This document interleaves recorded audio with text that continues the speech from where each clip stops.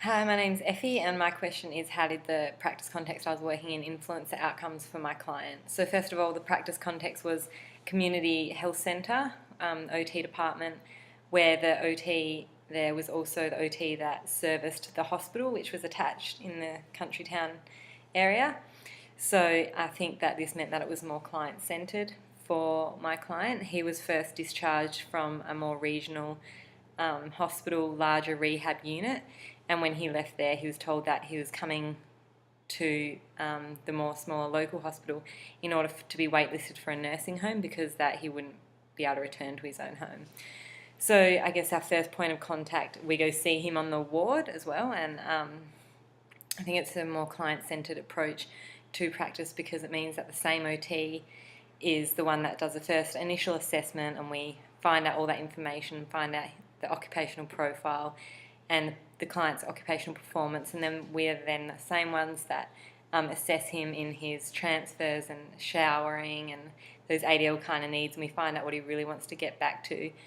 And then we were, because of the practice context in a small town, we were also able to go out to his home on about 4 separate occasions, and to meet with the daughter, and when the daughter was coming into the ward, we could liaise with her and find out a time when we could all meet in the ward with the client, so that we could sort of collaborate and make sure that all our goals were in line, and what the daughter thought was realistic, what OT thought was realistic, and also what the client thought were realistic about going home. So after the initial assessment, we really found that both the daughter and the client, the main thing, that adamant that he was not going to a nursing home. And I guess so in order to take on a client-centred approach, we did the home visit to see if it was realistic that he could go home. And so first of all, my supervisor and I went out there with the daughter and had a look at the place, and it looked like it was in a caravan park, so it definitely needed a lot of home modifications before he'd be safe to go home, because he was very deconditioned. He was recovering from rhabdomyolysis, so basically his muscles had melted. He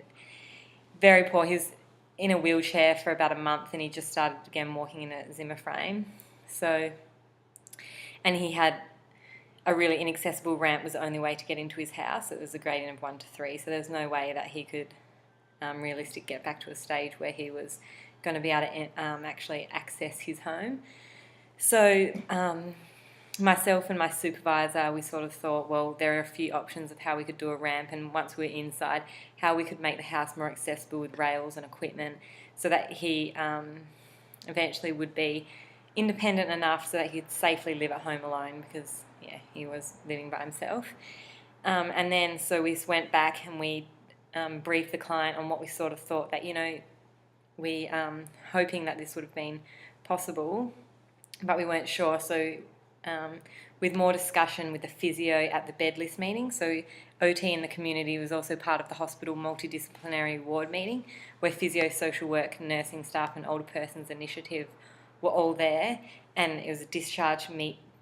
planning sort of meeting, and so it meant that OT could really have a say about what our thoughts were on whether it was so meaningful for him. All his social supports were at that caravan park, all his most meaningful occupations were there, and for him to have to go to a nursing home would mean he would a lot of those favourite occupations he wouldn't actually be able to engage in anymore. So we were sort of then went from there to organising a meeting with the carpenter, and we were able to go back out to his house and sort of said, this is what we want to do, is this realistic to the carpenter? And the carpenter said, yes, we can do this, this, this and that. And so we figured out a way that would eventually be able to get the client back home, because that was his priority and it was the family's priority. So I guess it also gives you a really holistic approach, because you know the client from their home environment, from how they're functioning in hospital, what their